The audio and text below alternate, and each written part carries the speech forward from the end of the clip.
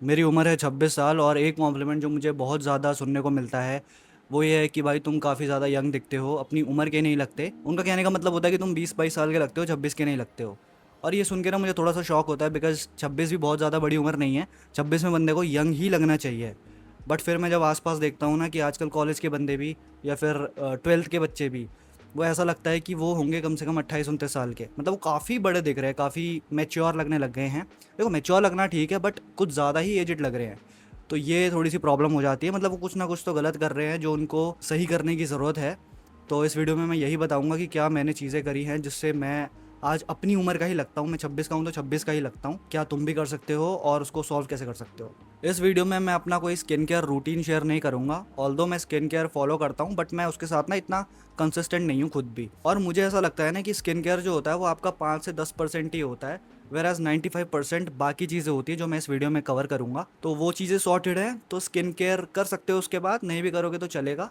लेकिन अगर आप सिर्फ सारा पैसा अपना स्किन केयर प्रोडक्ट्स के ऊपर खर्च कर रहे हो और वो बाकी 95% चीज़ें जो मैं इस वीडियो में बताऊंगा वो चीज़ें सॉर्ट आउट नहीं कर रहे हो, तो कोई फ़ायदा नहीं है, आप पैसे ही वेस्ट करोगे अपने। अब ज़्यादा बोर नहीं करूंगा यहाँ से, तो सीधा वीडियो की शुरुआत करते हैं। So the number one thing जो कि मुझे हेल्प करता है थोड़ा यंग दिखने में वो है बियर्ड ना रखना। अब वैसे मेरी बियर्ड उतनी अच्छी आती भी नहीं है, इसलिए मैं उसे शेव कर लेता हूँ और मैं हर दूसरे तीसरे दिन में शेव करता रहता हूँ। तो अगर आपको भी उतनी अच्छी बियर्ड नहीं आती है, आपको पैची बियर्ड आती है, तो बेस्ट ये रहेगा कि आप उसे शेव कर लो। अब कुछ दिन आप अजीब लगेगा आपको, क्योंकि आपको वैसे देखने की आदत नहीं है अपने आप को, बट आफ्टर सम डेज ना वो सब नॉर्मल हो जाएगा और आपको फिर लगेगा कि हाँ भाई ऐसी क्लीन शेव ही बढ़िया है। और अगर आपको चलो अच्छी बियर्ड भी आती है, उसके बाद भी मैं आपको इंसिस्ट करूंगा एक बार कि आप ट्राई करो एक बार शेव करने का।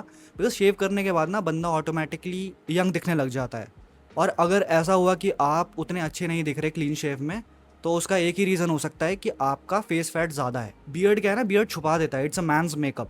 तो वो आपको एक इल्यूजन देता है जॉ लाइन वगैरह का, बट वो फिर वही है, आप मतलब इल्यूजन ही दे रहे हो। तो बेटर ये रहेगा कि आप लीन होने पे फोकस करो। तो यहीं से हम अपने सेकंड पॉइंट पे आएंगे जो कि है लीन होने का ट्राई करो। अब लीन इज़ ऑलवेज अट्रैक्टिव, लीन बंदा हमेशा अट्रैक्टिव लगेगा।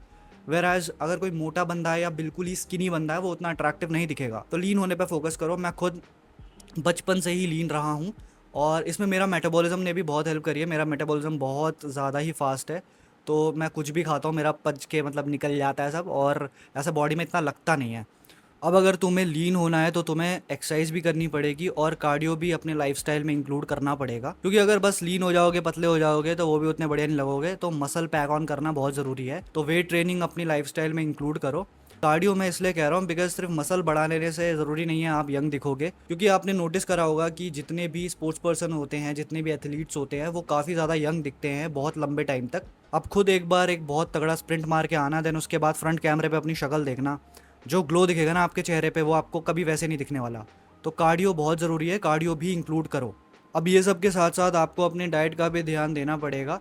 ये नहीं कि आप बाहर जाके भाई छोले भटूरे पेल रहे हो, कभी बर्गर खा रहे हो, तो ये सब आपको अवॉइड ही करना पड़ेगा। हाँ, हफ्ते में एक दो बार चलता है, बट मेनली आप अपने घर का क्लीन खाना खाओ और ट्राई करो कि उसमें आप हाई प्रोटीन चीज़ें अपनी डाइट में इंक्लूड कर सको। अगर मैं तुम्हें अपनी बैक स्टोरी बताऊं तो यार मैं ना बचपन से ही बहुत ज़्यादा एक्टिव रहा हूँ। 5th क्लास से मेरे पापा ने मुझे बैडमिंटन की कोचिंग में डाल दिया था। देन उसके बाद मैंने काफ़ी लेवल्स तक खेला है। मैंने स्टेट खेला है, मैंने डिस्ट्रिक्ट खेला है, मैंने नेशनल खेला है। और काफ़ी ज़्यादा इंटेंस ट्रेनिंग होती थी उस समय, काफ़ी ज़्यादा कार्डियो इन्वॉल्व रहता था। तो मुझे लगता है कि उन चीज़ों ने भी मुझे काफ़ी ज़्यादा हेल्प करा है। और मेरी डाइट भी सही रहती थी। मैं ये नहीं कहूँगा कि बहुत हाई प्रोटीन डाइट चलती थी, क्योंकि उस समय ना इतनी नॉलेज नहीं थी डाइट को लेके। बट हाँ, नॉर्मल मैं घर का ही खाना खाता था, मैं बाहर का जंक बहुत ज़्यादा ही अवॉइड करता था। Now fifth thing will be low sun exposure. ये चीज़ भी मुझे लगती है कि मुझे काफ़ी ज़्यादा हेल्प करा है, क्योंकि मैं ना, मेरा वर्क फ्रॉम होम है और मैं घर से बाहर ज़्यादा निकलता नहीं हूँ दिन में। और जिसको नहीं पता, सन से ना यूवी ए रेज आती है जो कि आपको ना एज करती है काफ़ी ज़्यादा। तो अगर उससे आपका कम एक्सपोजर है तो आप काफ़ी लंबे टाइम तक यंग दिखोगे। इसके ऊपर मैंने एक डेडिकेटेड वीडियो भी बनाई है, सनस्क्रीन के ऊपर है बेसिकली वो, बट उसमें मैंने सारा कुछ समझा रखा है। तो आप वो वीडियो चेकआउट कर सकते हो, यहाँ आई बटन पे आ जाएगी। मैंने अपनी ज़िंदगी में कभी स्मोकिंग या फिर अल्कोहल को हाथ नहीं लगा रखा है, क्योंकि इसके ना बहुत ज़्यादा नेगेटिव इम्पैक्ट पड़ते हैं आपके ऊपर। अल्कोहल तो चलो भाई इतना इजीली एक्सेसिबल नहीं होता, और अगर आप पीते भी हो तो चलो एक महीने में आपने एक बार पी लिया।